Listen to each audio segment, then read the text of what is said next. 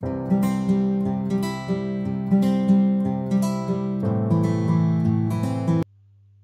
pagi, salam sehat, salam sejahtera buat kita semua. Jumpa lagi pada mata kuliah Knowledge Management System atau Sistem Manajemen Pengetahuan. Adapun topik yang akan kita bahas pada pertemuan kali ini adalah Knowledge Transfer and Sharing atau transfer dan berbagi pengetahuan. Masih bersama saya, Leon Andretti Abdillah. Assalamualaikum warahmatullahi wabarakatuh. Selamat siang. Salam sehat dan sejahtera buat kita semua. Selamat datang rekan-rekan mahasiswa yang saya cintai dan banggakan dimanapun Anda berada. Semoga selalu dalam keadaan sehat walafiat dan dalam lindungan Allah Subhanahu wa Ta'ala. Amin ya Rabbal 'Alamin.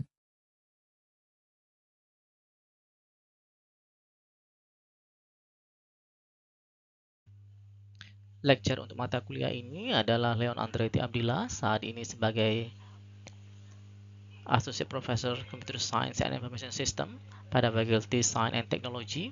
Kemudian juga bertugas sebagai asesor, reviewer, research fellow, dan editor.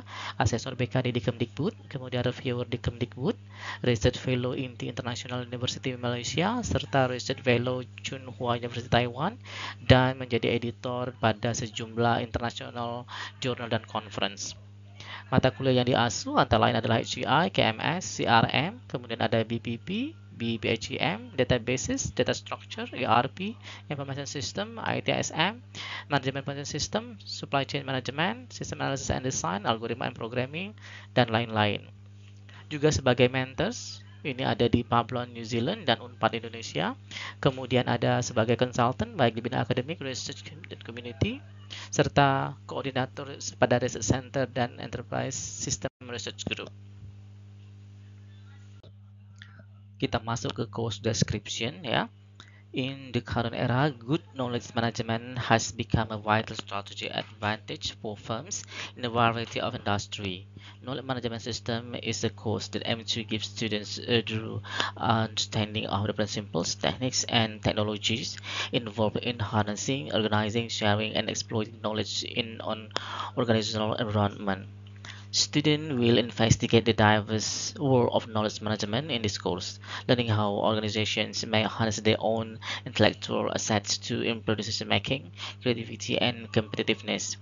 Students will gain the information and skills needed to effectively design, deploy, and assess knowledge management system through a combination of theoretical principles and practical application.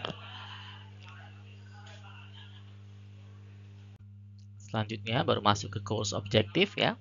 Students should be able to do the following by the end of the course. Jadi ada 7. Yang pertama adalah define and comprehend the significance of knowledge management in today's organization, explains the various knowledge management models and frameworks, analyze the knowledge production, acquisition, storage, retrieval, sharing, and transfer processes, recognize the technology and tools employed by knowledge management system, create techniques for establishing a culture of information sharing within an organization, assess the influence of knowledge management on organizational performance, dan last but not least adalah recognize ethical and security issues in knowledge management.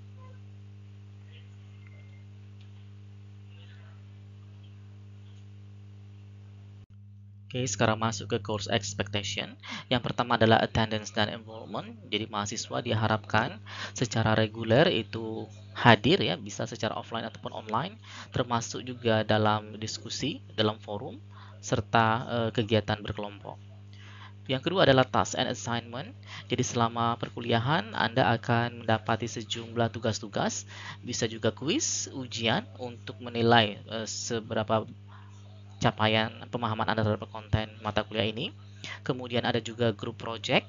Mahasiswa diminta untuk bekerja secara kolaboratif ya, berkelompok untuk mengaplikasikan knowledge management principle ke dunia nyata yang mungkin ditemui. Yang keempat adalah reading and resources. Nanti kita akan berikan sejumlah recommended reading and resources. Jadi diharapkan Anda mempelajari materi-materi tersebut sehingga dapat meningkatkan pemahaman dari subjek ini. Selanjutnya perlu diperhatikan juga regular office hours ya. Jadi kalau mau bertanya, konsultasi itu fokus pada jam kerja ya. Jadi saya meminimalkan kontak di luar jam kerja. Kemudian harus bersikap profesional respectful ya, baik terhadap karyawan ya, dosen, rekan-rekan dan lain sebagainya. Kemudian communication juga penting ya. Jadi kalau mau bertanya itu harus jelas dan usahakan pada waktunya. Kemudian yang kedelapan adalah ethical conduct. It is critical to maintain academic and ethical integrity. Termasuk juga nanti ada kita harus menghindari yang namanya plagiarism dan juga cheating ya, baik pada saat belajar, tugas ataupun ujian. Kemudian tak lupa adalah feedback. You will receive constructive feedback on your assignment and project to help you improve your understanding and performance.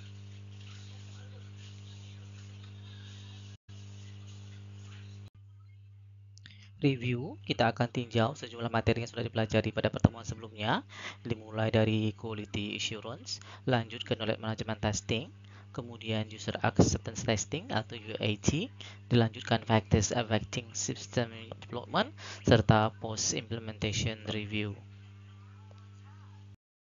Knowledge Management System Life Cycle. Menurut Awad dan Ghaziri pada tahun 2007, siklus hidup knowledge management system itu ada 8 fase ya. Dimulai dari evaluating existing infrastructures atau mengevaluasi infrastruktur yang ada, dilanjutkan dengan form DKM team atau membentuk tim knowledge management. Setelah itu knowledge capture atau penangkapan pengetahuan, dilanjutkan dengan design knowledge management blueprint atau merancang blueprint dari knowledge management. Seterusnya adalah verify and validate DKM system atau proses verifikasi dan validasi dari sistem knowledge management. Selanjutnya adalah implement DKM system atau implementasi dari sistem knowledge management. Setelah itu diteruskan dengan manage change and reward structures atau mengelola perubahan serta struktur reward, dan ditutup dengan post system evaluation. Walaupun sampai 8, tetapi tidak tertutup kemungkinan akan ada semacam iterasi. Pada KM Life Cycle itu ada 2 iterasi. Iterasi yang pertama itu terjadi pada iterative rapid prototyping yang melibatkan 2 fase keempat dan kelima, yaitu pada design KM blueprint dan verify and validate KM system. Di sini sering terjadi beberapa perubahan sampai stabil. Setelah stabil baru dilanjutkan dengan implement dan manage change sampai ke post evaluation. Dari hasil post evaluation dapat diketahui pengetahuan apa yang perlu di-capture lagi untuk kemajuan pada sistem selanjutnya. Nah, siklus ini akan terus berlangsung sampai ditentukan bahwa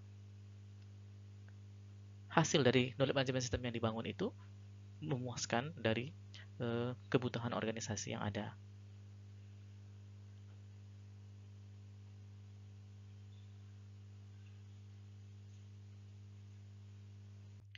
Quality assurance atau jaminan mutu. Jadi, agar knowledge management system dikembangkan itu berkualitas, perlu diperhatikan sejumlah hal. Knowledge management system should meet expectation of members represented in the KM team. Jadi, KMS itu harus sesuai dengan ekspektasi dari para anggota yang direpresentasikan pada tim knowledge managementnya. Kinerja depend highly on quality of explicit tacit knowledge stored in knowledge base. Jadi kinerja KMS nantinya itu sangat tergantung dari kualitas dari knowledge eksplisit atau tacit yang tersimpan di knowledge base yang ada. Ada 3 perspektif ya. Yang pertama, apabila dilihat dari expert, for experts, quality related to reasoning process that produce reliable and accurate solution. Bagi expert, kualitas itu sangat berkaitan dengan proses penalaran ya, yang menghasilkan solusi yang reliable dan accurate. Jadi garis bawahnya adalah reasoning prosesnya ya, proses penalarannya. Sedangkan bagi pengguna, quality relate to system easy of use and efficiency. Jadi bagi pengguna, yang namanya berkualitas itu berhubungan dengan kemudahan penggunaan sistem dan juga seberapa efisiensi sistem itu membantu mereka dalam mengerjakan tugas-tugas hariannya ya. Sedangkan bagi pihak knowledge developer, quality relate to how valid the knowledge sources are and how well they are codified into knowledge base. Sedangkan bagi pengembang pengetahuan, kualitas itu terkait dengan seberapa valid sumber pengetahuan yang akan diproses menjadi KMS ya, dan seberapa baik pengetahuan itu dikodifikasi menjadi knowledge base. Nah, jadi ini hal-hal yang perlu diperhatikan bahwa quality assurance itu sangat penting tidak hanya bagi tim tetapi juga bagi expert, bagi user, bahkan juga bagi knowledge developer.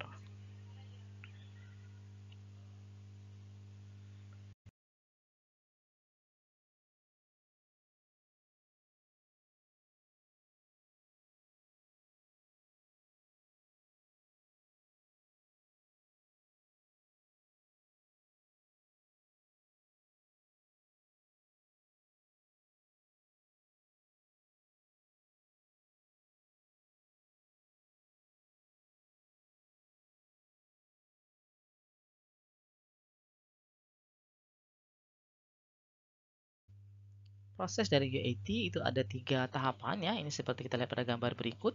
Yang pertama adalah recruit or train timnya, kemudian setup plan, dilanjutkan dengan design test, baru implement test, dilakukan report dan evaluate, selanjutnya decision making dan baru ditutup dengan follow up.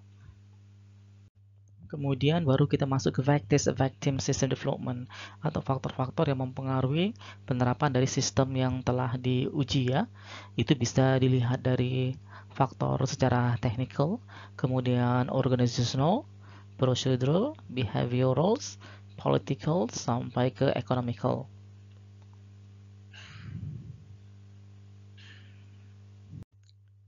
Setelah beberapa waktu sistem diterapkan, maka ada fase post implementation review atau kita akan tinjau pasca penerapan dari sistem ya.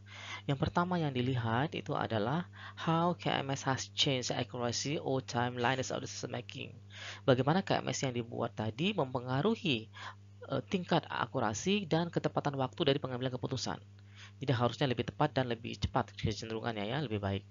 Selanjutnya adalah how KMS has affected attitude of end users.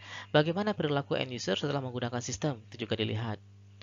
Selanjutnya adalah whether the system has caused constructive organizational change. Apakah KMS yang dibangun tadi telah menyebabkan perubahan yang bersifat konstruktif, membangun bagi organisasi. Dan yang tidak kalah pentingnya adalah whether the system has benefit the operational cost ya. Bagaimana KMS yang dibuat itu memberikan manfaat terutama pada biaya operasinya ya. Jadi biaya operasinya cenderung hmm, bisa lebih hemat gitu ya misalnya. Adapun tujuan pada pertemuan kali ini kita akan fokus pada what does knowledge sharing involve. Jadi knowledge sharing itu melibatkan apa saja atau seperti apa. Begitu juga dengan what does knowledge transfer involve. Jadi kata kuncinya pada knowledge sharing dan knowledge transfer.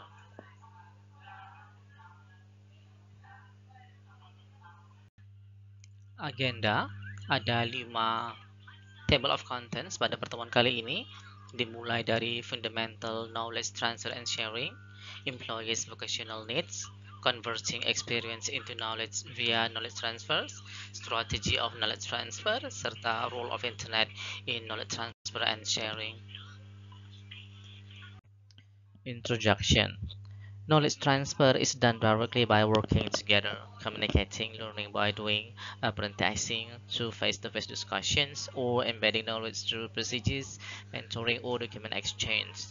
Nah, jadi knowledge transfer itu dilakukan dengan cara bekerja bersama-sama, melakukan berkomunikasi, learning by doing ya, ada diskusinya, atau bisa juga kita benamkan dalam bentuk prosedur, mentoring, atau pertukaran dokumen.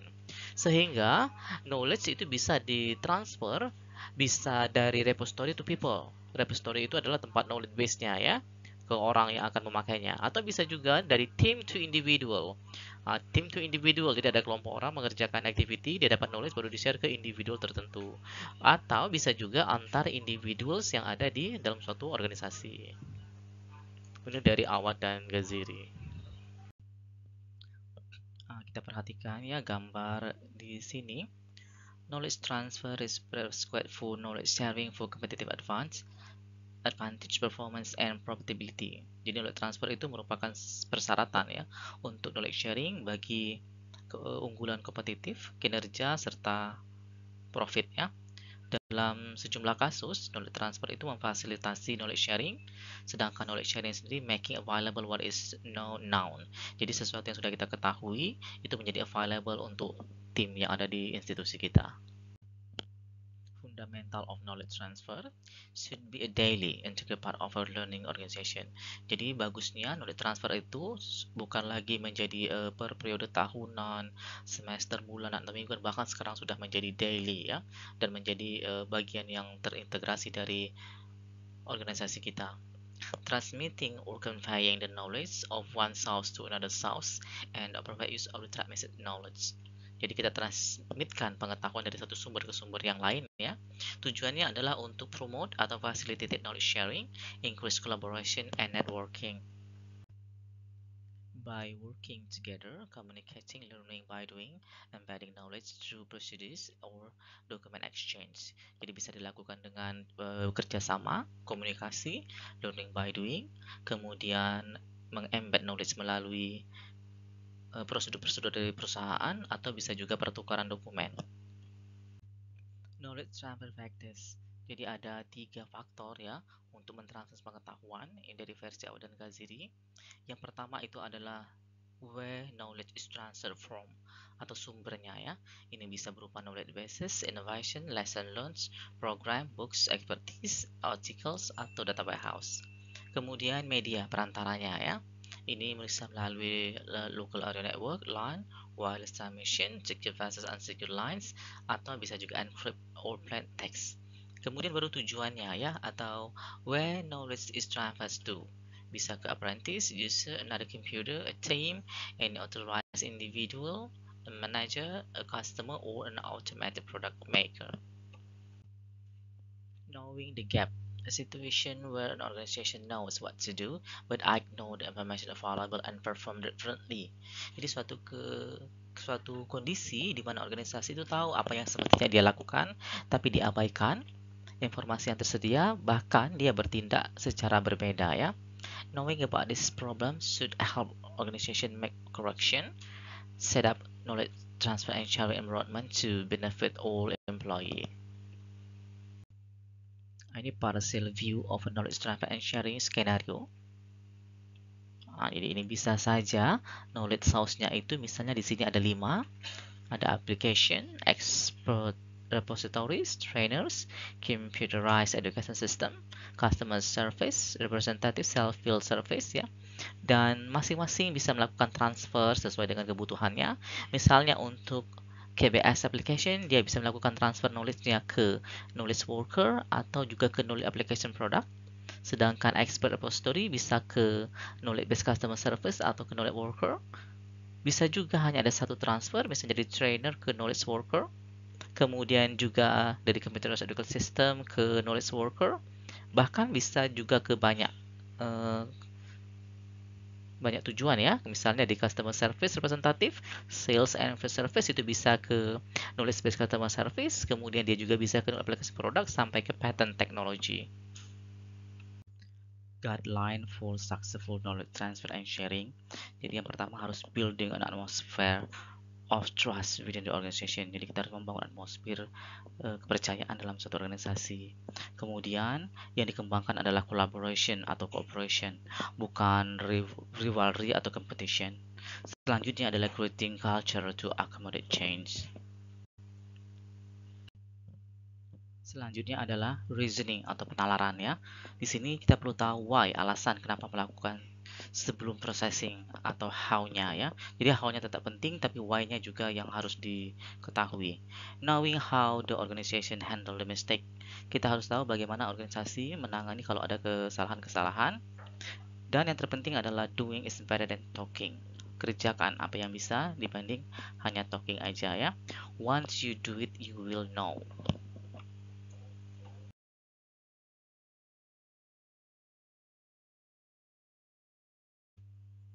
Selanjutnya adalah how management view and reward knowledge transfer. Jadi bagaimana pihak manajemen melihat knowledge transfer itu serta memberikan rewardnya ya.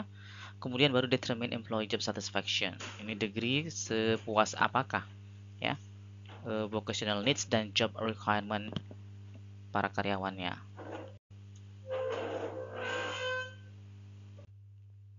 Employee vocational needs atau kebutuhan kekhususan dari pegawai ya.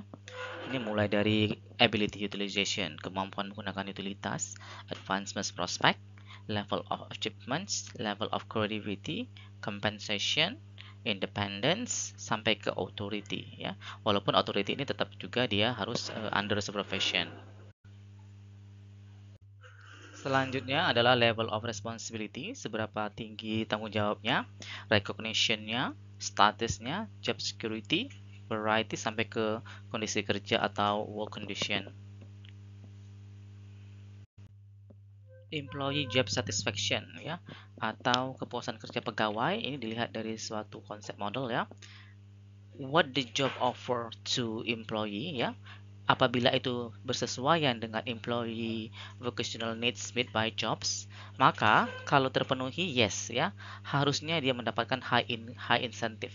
Sebaliknya, apabila tidak terlalu cocok, maka dia akan low incentive. Converting experience into knowledge via knowledge transfer.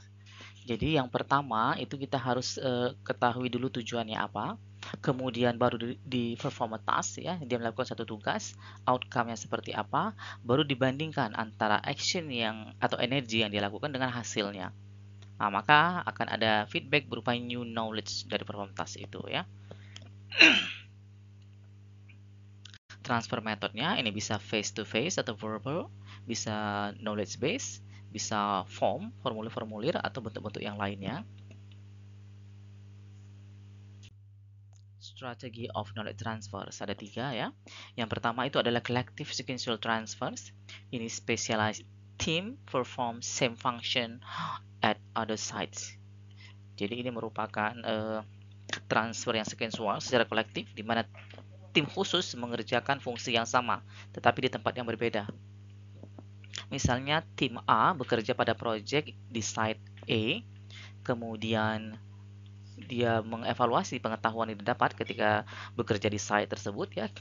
Kemudian baru evaluate each member action before the next job. Setiap membernya itu akan dievaluasi ya, seperti apa aksinya.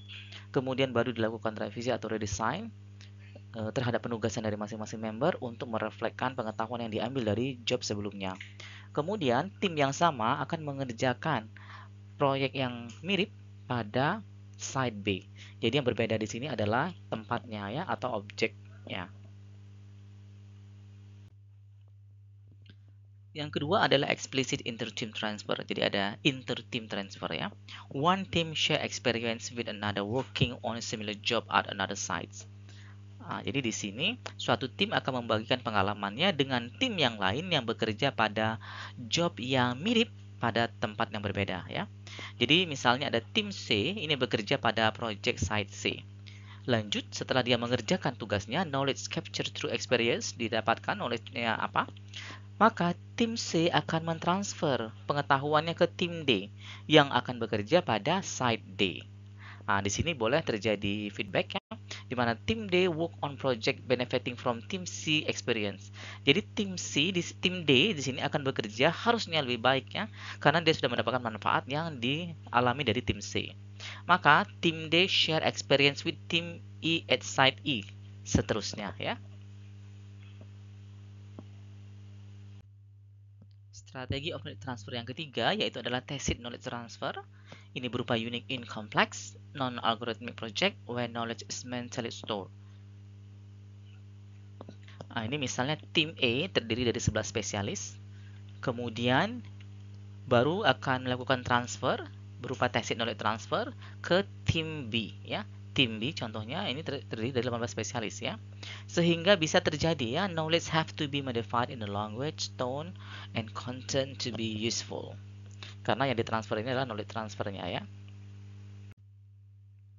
Role of internet in knowledge transfer and sharing. Jadi, bagaimana peranan internet di knowledge transfer and sharing ya, yaitu accommodate knowledge exchange and communication. Jadi mengakomodasi pertukaran pengetahuan serta komunikasinya, allow sending message to multiple persons simultaneously. Jadi memungkinkan untuk mengirimkan pesan ke banyak orang secara terus-menerus, over variety of services, jadi menawarkan sejumlah ragam layanan ya, serta integrate system and network. Oke, baru kita masuk ke conclusion ya. Jadi knowledge transfer and sharing needs to follow the guidelines. Jadi harus memahami arahannya. Kemudian teaching, explaining, and mentoring are ways of transforming shared knowledge. Jadi cara untuk transform and sharing itu melalui teaching, explaining, dan mentoring. Kemudian knowledge transfer itu ada 3 strategi, mulai dari collective sequential transfers, explicit inter-team transfers, sampai ke tacit knowledge transfers. Saat ini, knowledge transfer and sharing itu menggunakan internet, dan yang cukup populer adalah social media.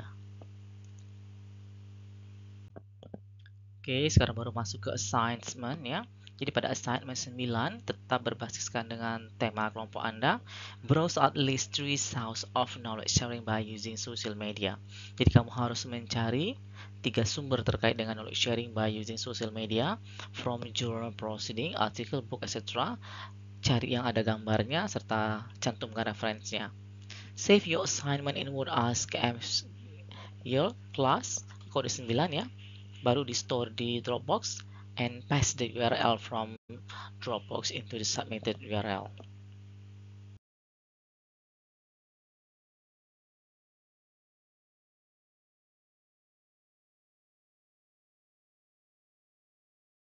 Thank you. Don't forget to watch, like, comment, share, and subscribe at Leon Abdillah. See you again.